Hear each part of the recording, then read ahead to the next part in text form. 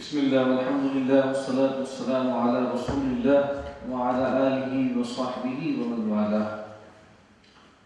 رب اشرح لي صدري ويسر لي أمري واحلل عقدة من لساني يفقهوا قولي.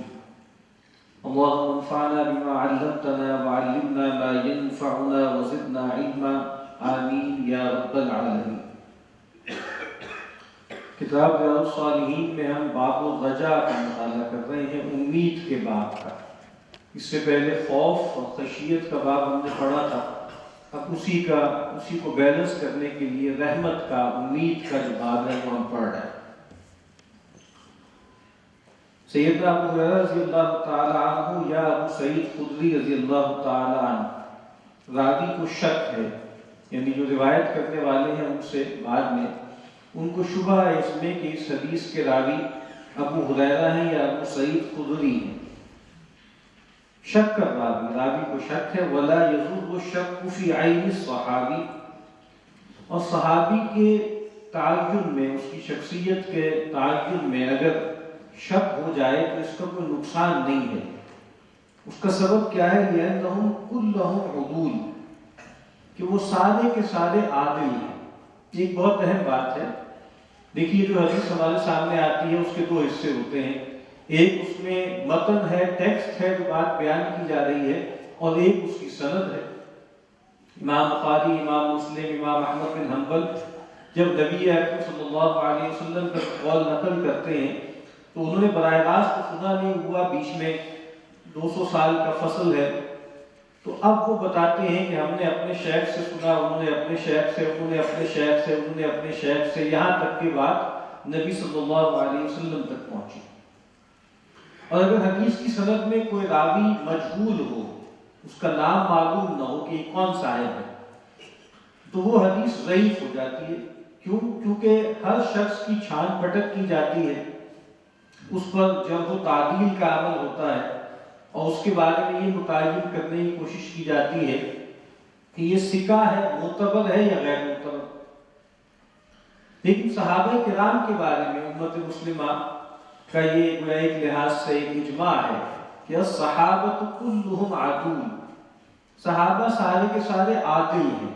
انہوں نے نبی اکرم صلی اللہ علیہ وسلم سے دین پہنچانے میں کوئی ڈنڈی نہیں ماری، کوئی خیانت نہیں کی. تو اب صحابی کوئی بھی ہوں، چاہے ابو ہریرہ راوی ہوں، چاہے سیدنا ابو سعید خدری راوی ہوں، اس سے اس حدیث کی صحت میں، اس کی اوتھینٹسٹی میں کوئی فرق نہیں پڑتا. وہ کہتے ہیں لما کان غزوۃ تبوک، جب تبوک کا غزوہ تھا، اس کی جنگ کا موقع تھا. اور ہمیں معلوم ہے کہ یہ غزوہ تبوک جو ہے وہ فتح مکہ کے اگلے سال ہوا ہے، 9 ہجری میں. بہت طویل سفر تھا اور بہت ہی مشکل مراحل تھے، اور بہت بڑا دشمن تھا جس سے آگے واسطہ تھا. تو اس کا ایک واقعہ بیان کر رہے ہیں یہ کہ جب غزوہ تبوک کا مرحلہ تھا، اصاب الناس مجاعۃ، تو اس سفر کے دوران لوگوں کو بھوک نے آ لیا، یعنی بھوک کی صورتحال پیدا ہو گئی، اور جیسے کھانے پینے کا اسباب بھی ان کا تھڑ گیا. فقالو، تو صحابہ کرام نے عرض کی یا رسول اللہ لو اذنت لنا فنحرنا نواضحنا، اے اللہ کے رسول صلی اللہ علیہ وسلم اگر آپ اجازت دیں تو ہم اپنی سواریاں یا ہم اپنے اونٹ جو ہیں ان کو ذبح کر لیں. فَأَكَلْنَا وَدَّهَنَّا، اور ہم جو ہیں ان کا گوشت بھی کھائیں اور ان کی چربی کو بھی استعمال کریں. ایک تو آپ یہ انداز دیکھیے کہ ظاہری بات ہے وہ امتی ہیں، نبی صلی اللہ علیہ وسلم سے مرتبے میں انتہائی چھوٹے ہیں، لیکن وہ بھی ایک درخواست نبی اکرم صلی اللہ علیہ وسلم کی خدمت میں پیش کر رہے ہیں. اسی لیے اسلوب یہ نہیں ہے کہ اللہ کے نبی ایسا کر لیں، بلکہ اسلوب کیا ہے؟ اگر آپ اجازت دیں، اگر آپ کا اذن ہو تو ہم ایسا کر لیں. نواضح، نازح کہتے ہیں اس جانور کو یا اس اونٹ کو جو آپ پاشی کا پانی لے کے آتا ہے، لیکن اس کے بعد نازح کا لفظ عمومی طور پہ ہر اونٹ کے لیے استعمال ہونا شروع ہو گیا. تو صحابہ نے درخواست کی اللہ کے نبی آپ اجازت دے دیجئے، یہ جو ہماری سواریاں ہیں، زیادہ تر سواریاں جو ہے وہ اونٹ اور اونٹنیاں ہوتی تھیں، ہم ان میں سے کچھ ذبح کر لیں تو ان کا گوشت استعمال کر لیں گے، کھا لیں گے، ان کی چربی استعمال کر لیں گے. فقال رسول اللہ صلی اللہ علیہ وسلم، تو نبی اکرم صلی اللہ علیہ وسلم نے ان کی درخواست قبول کی کہ لوگ تنگی میں ہیں، مشکل میں ہیں، تو آپ نے کہا افعلوا، ٹھیک ہے کر لو۔ فجاء عمر رضی اللہ عنہ، سیدنا عمر رضی اللہ تعالی عنہ تک جب یہ بات پہنچی تو وہ نبی اکرم صلی اللہ علیہ وسلم کی خدمت میں حاضر ہوئے۔ فقال، اور انہوں نے عرض کی، یا رسول اللہ، اے اللہ کے رسول صلی اللہ علیہ وسلم، ان فعلت قل الزہر، اے نبی اگر آپ یہ کریں گے، آپ اس کی اجازت دیں گے اور لوگ جو ہے وہ اونٹوں کو قربان کرنا شروع کر دیں گے، اس سے ہماری جو سواریاں ہیں وہ تھوڑ جائیں گی، سفر بہت لمبا ہے، دشمن بہت ہی خوفناک ہے، اس کی تعداد بھی بہت زیادہ ہے، تو اگر آپ اس کی اجازت دے دیں گے تو اس سے کیا ہوگا کہ پیٹھ، اصل میں زہر پیٹھ کو کہتے، وہ پیٹھ جس پہ سوار ہوا جاتا ہے، یعنی یہ جو جانور کی پیٹھ ہے یہ سواری ہوتی تھی، تو کہا کہ یہ تھوڑ جائیں گی، تو تجویز کی۔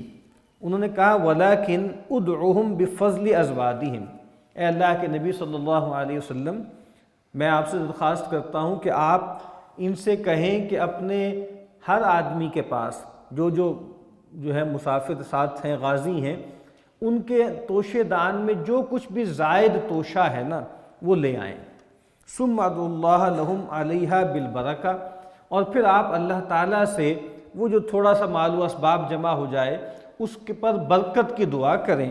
لعل اللہ ان یجعل فی ذلک البرکہ، امید ہے شاید کہ اللہ تعالیٰ اس میں برکت عطا کر دے، یعنی پوری ایک تجویز دی کہ اگر آپ اس طرح اجازت دے دیں گے کہ بھئی ٹھیک ہے اپنے اونٹوں کو قربان کر دو تو سواریاں تھوڑ جائیں گی اور ہمارے لیے کمیوٹ کرنا، سفر کرنا مشکل ہو جائے گا، تو میری تجویز یہ ہے، درخواست یہ ہے کہ آپ لوگوں سے کہیں کہ ہر شخص کے پاس جو کھانے پینے کا سامان ہے، زاد راہ ہے، اس میں سے جو زائد ہے وہ لے آئے، اور پھر آپ اللہ کے نبی صلی اللہ علیہ وسلم اس کے لیے دعا کریں برکت کی اللہ سے، اور امید یہ ہے کہ اس سے معاملہ حل ہو جائے گا۔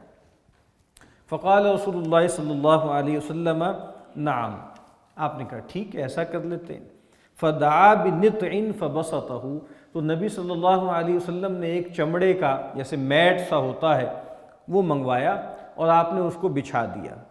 ثم دعا بفضل ازوادہم، پھر نبی صلی اللہ علیہ وسلم نے ان کو کہا کہ بھائی لے آؤ جو تمہارے پاس اضافی توشہ ہے وہ لے آؤ۔ فجعل الرجل یجیء بکف ذرۃ، تو کوئی شخص آیا اور ایک مٹھی بھر جو ہے وہ مکئی لے آیا۔ وَيَجِيءُ الْآخَرُ بِكَفِّ تَمْرٍ، کوئی صاحب آئے اور مٹھی بھر جو ہے کھجور لے آئے۔ وَيَجِيءُ الْآخَرُ بِكِسْرَةٍ، اور کچھ لوگ جو ہے وہ روٹی یا روٹی کے ٹکڑے لے کر آ گئے۔ حَتَّى اجْتَمَعَ عَلَى النِّطْعِ مِنْ ذَلِكَ شَيْءٌ يَسِيرٌ، یہاں تک کہ وہ جو میٹ بچھایا گیا تھا چمڑے کا اس پر تھوڑا سا سامان جمع ہو گئے۔ فدعا رسول اللہ صلی اللہ علیہ وسلم بالبرکہ، تو رسول اللہ صلی اللہ علیہ وسلم نے اس کھانے کے لیے برکت کی دعا کی۔ ثم قال، پھر آپ صلی اللہ علیہ وسلم نے کہا خذوا فی اوعیتکم، کہا کہ اپنے اپنے برتن لے آؤ اور اس برتنوں کو بھرنا شروع کر دو اس سامان سے۔ فاخذوا فی اوعیتہم، تو انہوں نے اپنے اپنے برتن بھرنے شروع کر دیے۔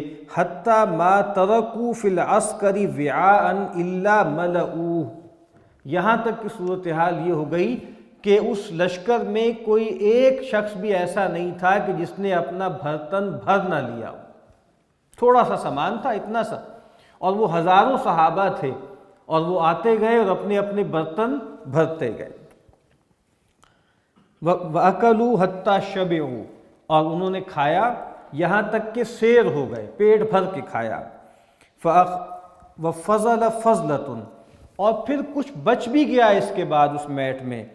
فقال رسول اللہ صلی اللہ علیہ وسلم، جب رسول اللہ صلی اللہ علیہ وسلم نے جب سارا منظر دیکھا آپ نے فرمایا اشہد ان لا الہ الا اللہ وانی رسول اللہ، میں اس بات کی گواہی دیتا ہوں کہ اللہ کے سوا کوئی معبود نہیں، اور میں اس بات کی گواہی دیتا ہوں کہ میں اللہ کا رسول ہوں۔ اب آپ دیکھیے یہ خرق عادت ہوا ہے، اس کو اصطلاحاً معجزہ بھی کہا جاتا ہے۔ خاص معنوں میں نبی اکرم صلی اللہ علیہ وسلم کا وہ معجزہ جس کو آپ نے چیلنج کے طور پہ پیش کیا اور اپنی نبوت اور رسالت کی صداقت کے جو ہے طور پر پیش کیا، وہ قرآن مجید ہے۔ لیکن نبی اکرم صلی اللہ علیہ وسلم کی مبارک زندگی میں کتنے ہی ایسے واقعات ہوئے ہیں جس میں خرق عادت ہو گئی، نارم ٹوٹ گیا۔ اب یہ بھی ایک ایسی بات ہے کہ ایک چھوٹا سا میٹ ہے، اس میں تھوڑا سا کھانا ہے، اور ہزاروں لوگوں نے اس میں سے اپنے اپنے برتن بھر لیے اور کھایا، یہاں تک کہ بالکل سیراب ہو گئے۔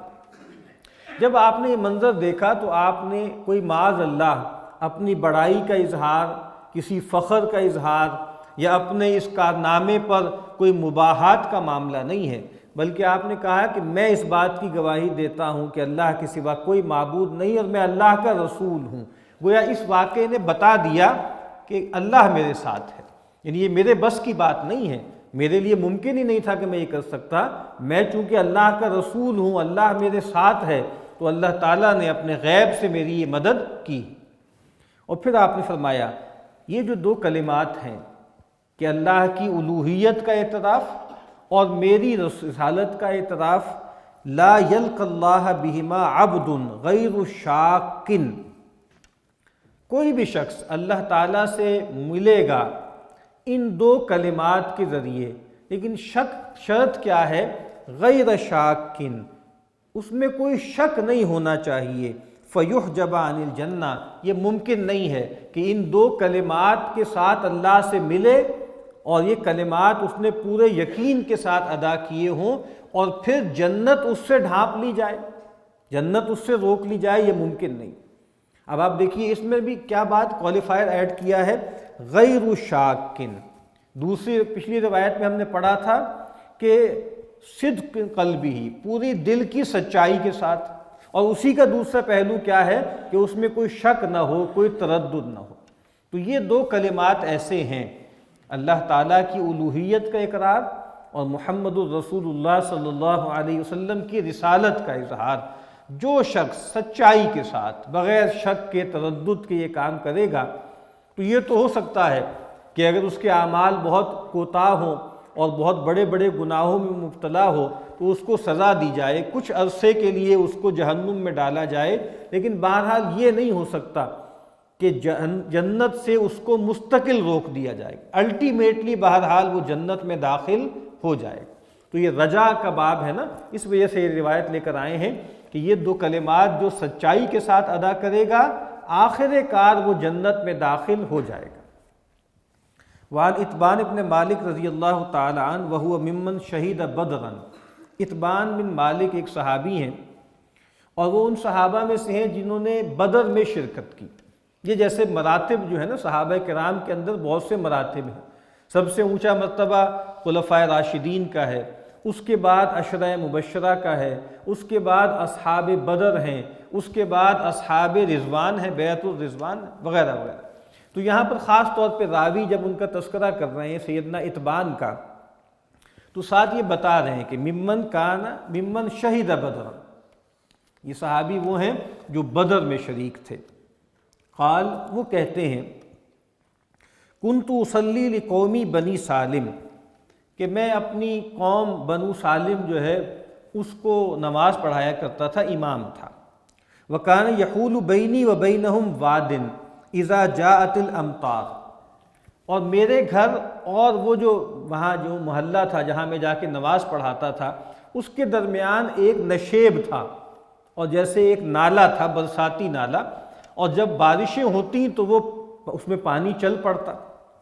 فیشک علی اجتیازہ قبل مسجدہم، تو پھر میرے لیے مشکل ہوتا گیا اس کو پار کرنا مسجد کی طرف جانے کے لیے۔ یہ معمول رہا میرا، میں جاتا تھا اور جب بارشیں برسات آتی تھی تو وہ نالا بھر جاتا تھا، لیکن کسی طرح سے میں پہنچ جاتا تھا۔ لیکن پھر ایک وقت آیا کہ میرے لیے اس نالے کو عبور کر کے اس قوم کے پاس جانا مشکل ہو گیا۔ فجئت رسول اللہ صلی اللہ علیہ وسلم فقلت لہ، میں رسول اللہ صلی اللہ علیہ وسلم کی خدمت میں حاضر ہوا اور درخواست کی، انی انکرت بصری، اے اللہ کے نبی میری آنکھیں کمزور ہو گئی ہیں، اور ایک روایت کے مطابق وہ بالکل تقریباً نابینا ہو گئے تھے۔ تو کہا کہ میری آنکھیں بہت کم ان میں بصارت رہ گئی ہے۔ وَإِنَّ الْوَادِيَ الَّذِي بَيْنِي وَبَيْنَ قَوْمِي يَسِيلُ إِذَا جَاءَتِ الْأَمْطَارُ، کہ میرے اور اس قوم کے درمیان جس کے لیے میں جاتا ہوں نماز پڑھانے، بیچ میں ایک نشیبی نالا سا ہے، برساتی نالا ہے، اور جب بارشیں آتی ہیں تو وہ نالا بھر جاتا ہے۔ فیشق علیہ اجتیازہ، تو میرے لیے اس کو پار کر کے جانا بہت مشکل ہو جاتا ہے، بہت بھاری ہو جاتا ہے۔ فوددت انک تأتی، تو میری یہ بڑی خواہش ہے کہ آپ تشریف لائیں، فتصلی فی بیتی مکانا اتخذہ مصلی، تو آپ میرے گھر میں ایک جگہ نماز پڑھا دیں اور میں اس کو مصلی بنا دوں، جیسے مسجد البیت ہوتی ہے کہ میں باہر نہیں جا سکتا، میں اپنے گھر میں ہی ایک جگہ کو اپنی نماز کے لیے خاص کر لوں، اور میں چاہتا ہوں کہ برکت کے لیے، تبرک کے لیے، اور جیسے ایک اچھے فعل کے لیے آپ تشریف لائیں اور وہاں پر آ کے آپ نماز پڑھا دیں۔ فقال رسول اللہ صلی اللہ علیہ وسلم سأفعل، آپ نے فرمایا کہ عنقریب میں ایسا کروں گا۔ یہ بھی آپ صلی اللہ علیہ وسلم کی تواضع ہے، آپ کی رحمت ہے، شفقت ہے کہ اپنے ایک خادم کی ایک فرمائش کے بارے میں آپ فرما رہے ہیں کہ میں ایسا کروں گا۔ فغدا علیہ رسول اللہ صلی اللہ علیہ وسلم و ابو بکر، اور اگلے ہی دن رسول اللہ صلی اللہ علیہ وسلم اور ابو بکر چل پڑے، بعد مشتد النہار، جب دن جو ہے وہ چڑھ گیا تو آپ جو ہے ان کے گھر کی طرف چل پڑے۔ اب آپ دیکھیے نا کہ ایک دن پہلے درخواست ہوئی ہے اور آپ نے چاہا کہ اس کو ڈیفر نہ کیا جائے، بلکہ فوری طور پہ آپ اگلے دن تشریف لے گئے۔ واستأذن رسول اللہ صلی اللہ علیہ وسلم، رسول اللہ صلی اللہ علیہ وسلم جب ان کے ہاں تشریف لے گئے تو آپ نے اجازت طلب کی تو انہوں نے اجازت دے دی۔ فلم یجلس حتی قال، تو آپ گھر میں بیٹھے نہیں یہاں تک کہ آپ نے پوچھا این تحب ان اصلی من بیتک، بھائی وہ کون سی جگہ ہے جہاں تم چاہتے ہو کہ میں نماز پڑھاؤں، یعنی جیسے جس کام کے لیے آئے ہیں نا، اور جس کام کی تمہاری فرمائش تھی، میں چاہتا ہوں سب سے پہلے وہ کام کر لیا جائے، تو بتاؤ بھائی کہاں پہ جو ہے وہ تم چاہتے ہو کہ میں نماز پڑھاؤں۔ فأشرت له إلى المكان الذي أحب أن يصلي فيه، تو میں نے اشارہ کیا ایک جگہ کی طرف جس میں چاہتا تھا کہ آپ یہاں پہ جو ہے وہ نماز پڑھائیں۔ فقام رسول اللہ صلی اللہ علیہ وسلم فکبر وصففنا وراءہ، تو رسول اللہ صلی اللہ علیہ وسلم کھڑے ہوئے، آپ نے تکبیر کہی اور ہم نے بھی آپ کے پیچھے صفیں باندھ لی۔ اور یہ بات ہمیں معلوم ہونی چاہیے کہ نفل نماز اجتماعی طور پہ کرنا ہمارے ہاں ثابت نہیں ہے، سوائے رمضان المبارک میں تراویح میں، لیکن بغیر اعلان کے، بغیر اہتمام کے، بغیر اس کو عادت بنائے، اگر کوئی ایسا معاملہ ہو کہ ایک صاحب نماز پڑھ رہے ہوں، کوئی تہجد میں صاحب اٹھے ہیں اور نماز پڑھ رہے ہیں، کوئی صاحب ان کے ساتھ پیچھے آ کر کھڑے ہو جائیں تو اس کی اجازت، بغیر اعلان کے، اشتہار کے، بغیر عادت بنائے۔ تو یہاں پر بھی آپ نے نماز پڑھائی اور لوگ ساتھ کھڑے ہو گئے۔ فصلی رکعتین ثم سلم وسلمنا، آپ نے 2 رکعت نماز ادا کی اور آپ نے سلام پھیرا اور ہم نے بھی سلام پھیر لیا۔ فحبستہ علی خزیرۃ تصنع لہ، تو اتبان کہتے ہیں میں نے نبی صلی اللہ علیہ وسلم کو ایک خاص طرح کا کھانا ہوتا تھا، ملیدے کی طرح کا، جس میں آٹا بھی ہوتا تھا، گوشت بھی ہوتا تھا، وہ میں نے آپ کے لیے تیار کرایا تھا، میں نے اس کے لیے روک لیا کہ آپ تشریف رکھیں، آپ کھانا کھا کر جائیں۔ فسمع اہل الدار، تو جو اہل محلہ تھے ان کو اطلاع ہو گئی کہ نبی اکرم صلی اللہ علیہ وسلم اتبان کے گھر تشریف لائے ہوئے ہیں، کہ ان رسول اللہ صلی اللہ علیہ وسلم فی بیتی فصاب رجال منہم حتی کثر الرجال فی البیت، تو بہت سے لوگ میرے گھر آ گئے، یہاں تک کہ میرے گھر میں لوگوں کی کثرت ہو گئی۔ اتنی بڑی جو ہے فضیلت ہے کہ رسول اللہ صلی اللہ علیہ وسلم تشریف لائے ہوئے ہیں تو ایک مجمع اکٹھا ہو گیا۔ فقال رجل ما فعل مالک لا اراہ، اب لوگ آپس میں بیٹھے کھڑے ہوئے ہیں، گفتگو بھی کر رہے ہیں۔ ایک صاحب نے کہا کہ مالک نظر نہیں آ رہے، میں مالک کو نہیں دیکھ رہا، ہمارے محلے ہی میں رہتے ہیں اور رسول اللہ تشریف لائے ہوئے ہیں اور یہ آئے ہی نہیں۔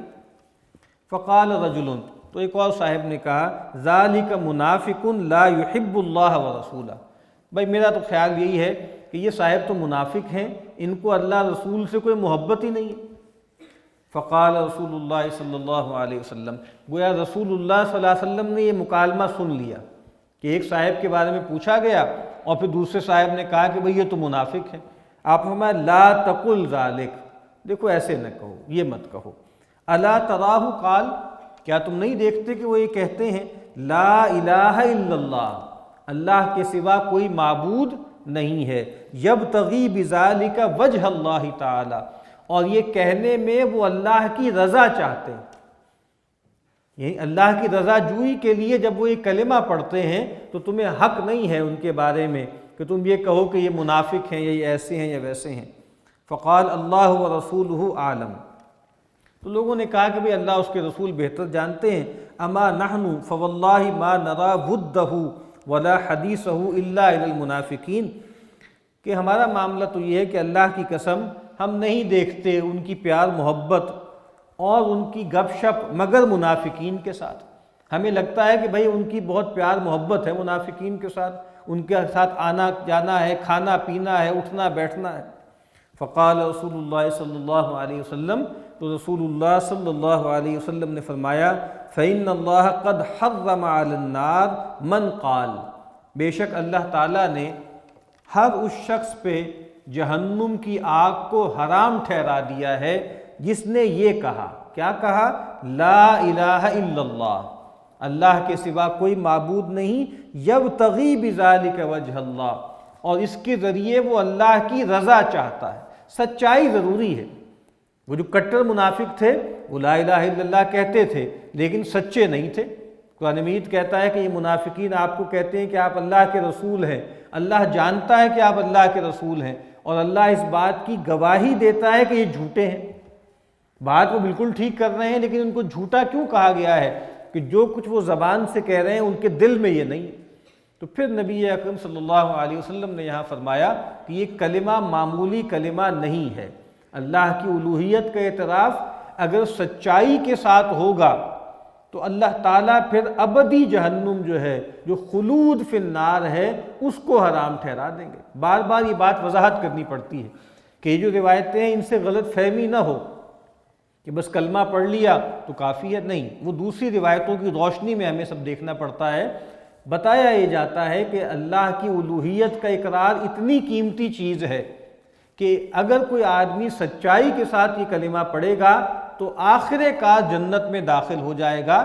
درمیان میں بہت سے مراحل آ سکتے ہیں کہ جس میں اس کو عذاب جو ہے وہ بھگتنا پڑے۔ دعا ہے کہ اللہ تعالیٰ ہمیں نبی اکرم صلی اللہ علیہ وسلم کے فرامین کو سمجھنے، اس پر عمل کرنے کی توفیق عطا فرمائے۔